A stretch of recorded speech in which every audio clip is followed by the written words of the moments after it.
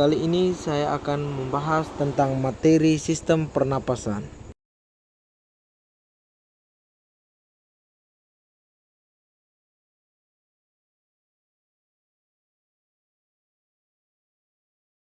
Pengertian respirasi. Pernapasan atau respirasi adalah suatu proses mulai dari pengambilan oksigen, pengeluaran karbohidrat, hingga penggunaan energi dalam tubuh. Manusia dalam bernapas menghirup oksigen dalam udara bebas dan membuang karbon dioksida ke lingkungan. Respirasi dibedakan menjadi dua, yaitu respirasi luar merupakan pertukaran O2 dan CO2 antara darah dan udara. Respirasi dalam merupakan pertukaran O2 dan CO2 dari aliran darah ke sel-sel tubuh. Dalam melakukan pernapasan ada dua cara, yakni 1. Respirasi atau pernapasan dada. A. Otot tulang rusuk luar berkontraksi atau mengerut. B. Tulang rusuk terangkat ke atas. C. Rongga dada membesar yang mengakibatkan tekanan udara dalam dada kecil sehingga udara masuk ke dalam badan. Yang kedua, respirasi pernapasan perut. A.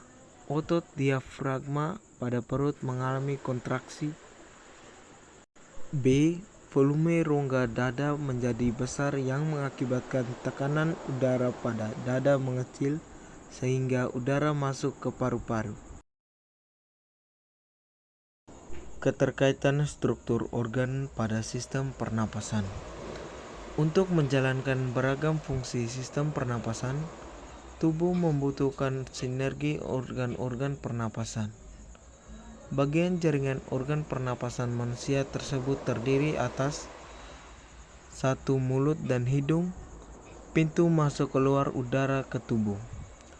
2. Sinus, ruang sela di antara tulang kepala yang mengatur suhu dan kelembapan udara yang dihirup. 3. Tenggorokan, tabung yang mengalirkan udara dari mulut dan hidung ke batang trakea. 4. Trakea, bagian tubuh yang menghubungkan tenggorokan dan paru-paru.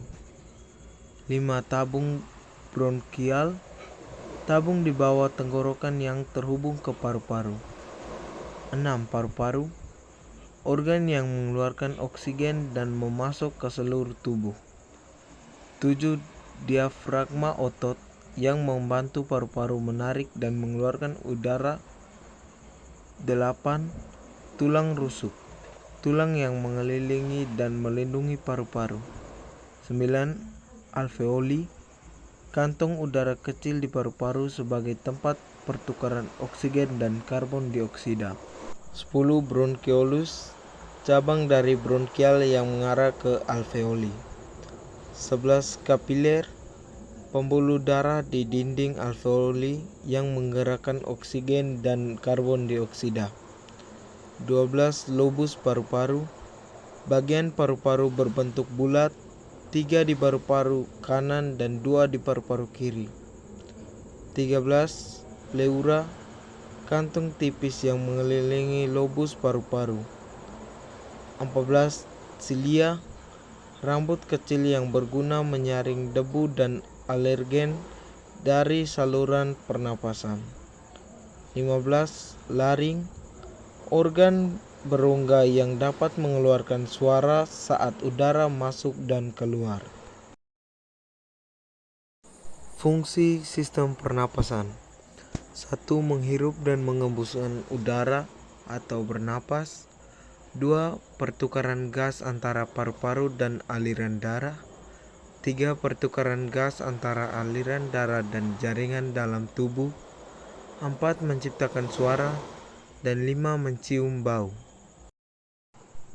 Mekanisme pernapasan.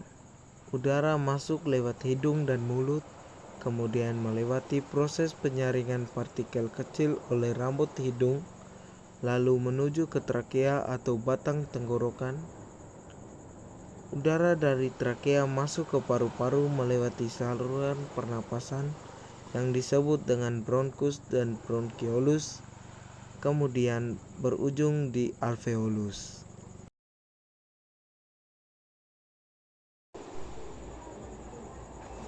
Kelainan pada sistem pernapasan. 1. Flu. Flu adalah gangguan pernapasan oleh virus influenza yang bisa terjadi pada hidung, tenggorokan, hingga paru-paru. Gejalanya yaitu pilek, sakit tenggorokan, bersin-bersin, demam, kadang disertai batuk. Yang kedua, asma. Asma adalah penyakit peradangan kronik yang menyebabkan masalah pernapasan. Penyakit pernapasan ini terjadi saat saluran napas menyempit karena meradang atau tersumbat oleh lendir PPOK. Yang ketiga, tuberkulosis. Tuberkulosis atau TB adalah penyakit paru-paru yang disebabkan oleh bakteri Mycobacterium tuberculosis.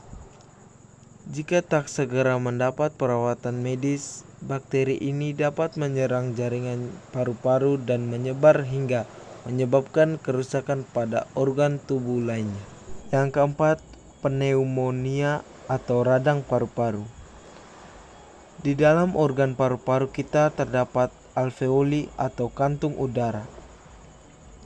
Ketika terjadi infeksi, maka alveoli kita akan meradang dan berisi nanah atau lendir.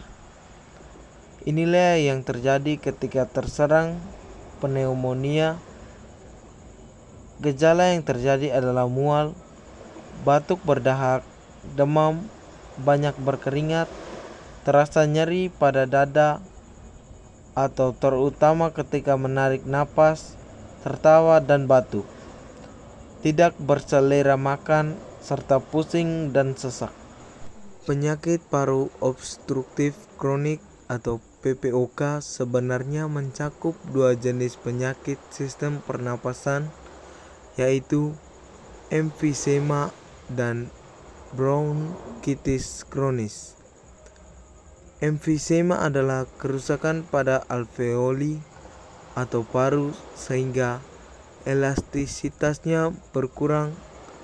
Akibatnya, fungsi kantung udara ini untuk mengeluarkan udara jadi berkurang, sehingga oksigen dalam darah jadi berkurang dan terjadi penumpukan karbon dioksida dalam darah. Yang terakhir, kanker paru terjadi ketika sel-sel mengalami kerusakan akibat menghirup bahan kimia berbahaya atau uranium, arsenik, nikel, dan lain-lain. Dalam jangka panjang ini juga termasuk merokok.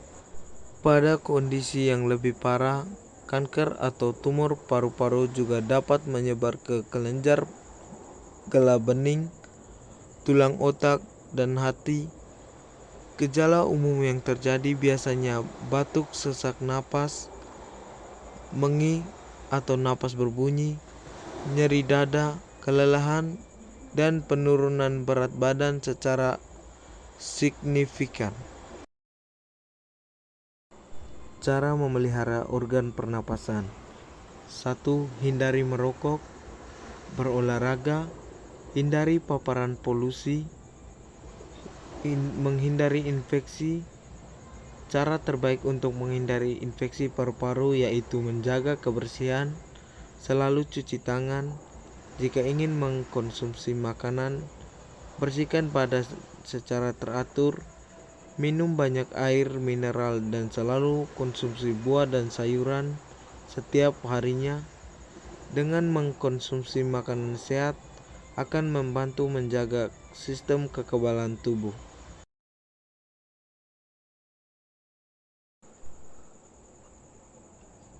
Proses kimiawi respirasi pada tubuh manusia dan tujuan proses pernapasan. Pembuangan CO2 dari paru-paru dengan H tambah HCO3 menjadi H2CO3 menjadi H2 tambah CO2.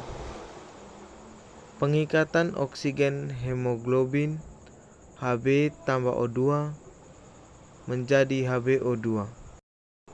Pemisahan oksigen dari hemoglobin ke cairan sel. HbO2 menjadi Hb tambah O2. Pengangkutan karbon dioksida di dalam tubuh. CO2 tambah H2O menjadi H2 tambah CO2. Alat-alat pernapasan berfungsi memasukkan udara yang mengandung oksigen dan mengeluarkan udara yang mengandung karbon dioksida dan uap air. Tujuan proses pernapasan yaitu untuk memperoleh energi. Pada peristiwa bernapas terjadi pelepasan energi.